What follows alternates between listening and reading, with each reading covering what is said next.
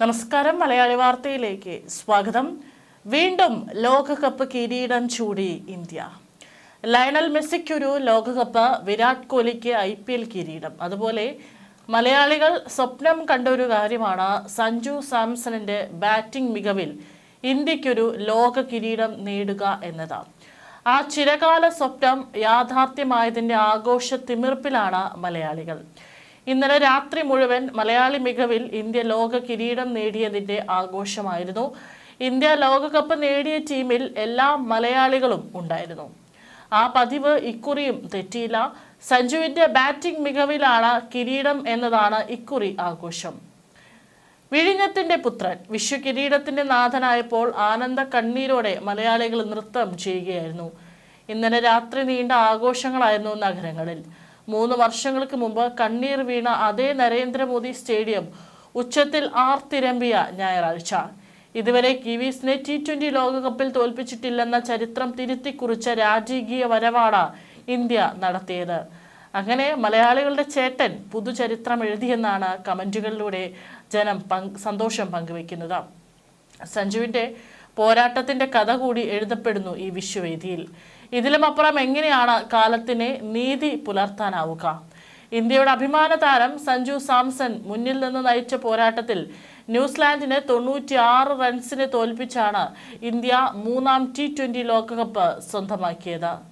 തുടർച്ചയായി 2ാം തവണ ലോകകപ്പ് നേടുന്ന ആദ്യ ടീമെന്ന ഖ്യാതിയും ഇന്ത്യക്ക് മാത്രം സ്വന്തം. 256 റൺസ് എന്ന ഇന്ത്യയുടെ സ്കോറിനെതിരെ 19 ഓവറിൽ 159 റൺസ് മാത്രമാണ് കിവീസിന് നേടാനായത്. 2007-2024 വർഷങ്ങളിലാണ് ഇന്ത്യ ഇതിനു മുൻപ് T20 ലോക കിരീടം സ്വന്തമാക്കിയത്. ഏകദിനത്തിലും T20യിലുമായി ഇന്ത്യയുടെ 5ാം ലോക കിരീടമാണിത്. 89 റൺസ് എടുത്ത സഞ്ജു സാംസണാണ് ഇന്ത്യയുടെ ടോപ്പ് സ്കോറർ. ലോകകപ്പിലെ പ്ലെയർ ഓഫ് ദി ടൂർണമെന്റ് ആയതും സഞ്ജു ആയിരുന്നു. പ്രതീക്ഷകൾ അസ്തമിച്ചുവെന്ന് തോന്നിപ്പിച്ച നിമിഷങ്ങൾ. പക്ഷേ സഞ്ജു സാംസൺ എന്ന പോരാളി അപ്പോഴെല്ലാം ശാന്തരായിരുന്നു. ആ കാത്തിരിപ്പ് വെറുമൊരു മൗനമായിരുന്നില്ല, മറിച്ച് ഒരു അഗ്നിപർവ്വതം പൊട്ടിത്തെറിക്കാൻ തയ്യാറെടുക്കുന്നതിന്റെ നിശബ്ദതയായിരുന്നു. ഒടുവിൽ ഗ്രൗണ്ടിൽ ഇന്ത്യക്ക് ഏറ്റവും വേണ്ട സമയത്ത് ബാറ്റിംഗ് വിസ്ഫോടനം തീർത്താണ് സഞ്ജു ഇന്ത്യയിലേക്ക് കപ്പെത്തിക്കുന്നത്.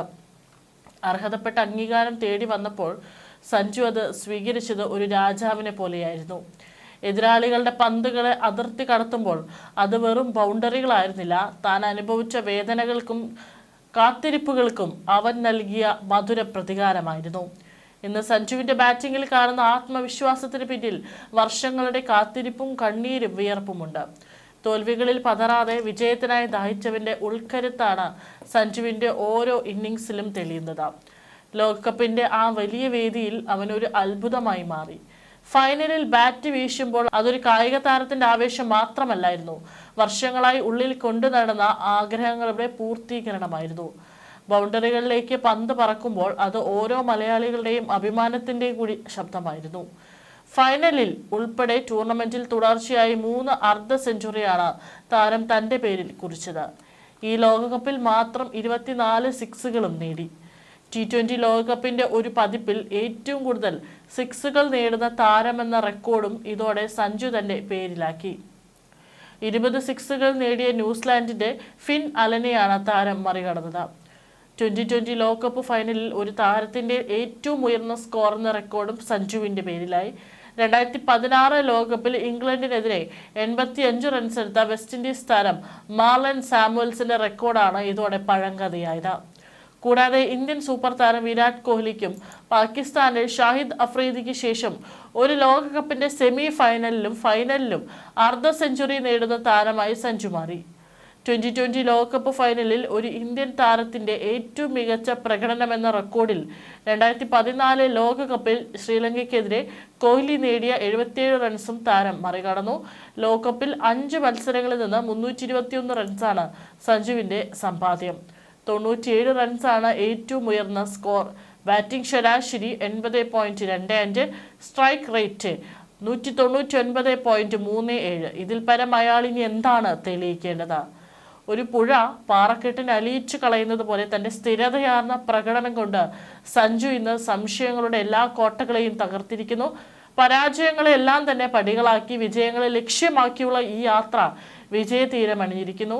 ഈ ലോകകപ്പ് നേട്ടം ഒരു സ്വപ്നം പോലെയാണെന്ന് പ്ലെയർ ഓഫ് ദി ടൂർണമെന്റ് പുരസ്കാരം സ്വീകരിച്ച് സഞ്ജു സാംസൺ പറഞ്ഞത്.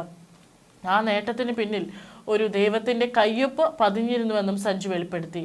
ക്രിക്കറ്റ് ആരാധകരെ സംബന്ധിച്ചിടത്തോളം ഈ വെളിപ്പെടുത്തലും ഇരട്ടി മധുരമായിരുന്നു. സഞ്ജുവിന്റെ വെളിപ്പെടുത്തൽ ഇങ്ങനെയായിരുന്നു: ഇപ്പോൾ അനുഭവിക്കുന്ന വികാര വാക്കുകൾക്ക് അതീതമാണ്. എല്ലാറ്റിനോടും അതിയായ നന്ദിയും കടപ്പാടുമുണ്ട്. സത്യം പറഞ്ഞാൽ 1-2 വർഷം മുമ്പ് മുട്ടിട്ടതാണ് ഈ സ്വപ്നം. 2024 ലോകകപ്പ് ടീമിൽ ഇടം നേടുകയും കളിക്കാൻ അവസരം ലഭിക്കാതിരിക്കുകയും ചെയ്തതു മുതൽ ഞാൻ മനസ്സിൽ കണ്ട നിമിഷമാണിത്. പിന്നീടുള്ള നാളുകൾ അതിനുവേണ്ടിയുള്ള പ്രയത്നമായിരുന്നു. ഇതാണിപ്പോൾ യാഥാർത്ഥ്യമായത്. ന്യൂസിലാൻഡിനെതിരായ പരമ്പരയ്ക്ക് ശേഷം ഞാൻ ആകെ തകർന്ന അവസ്ഥയിലായിരുന്നു.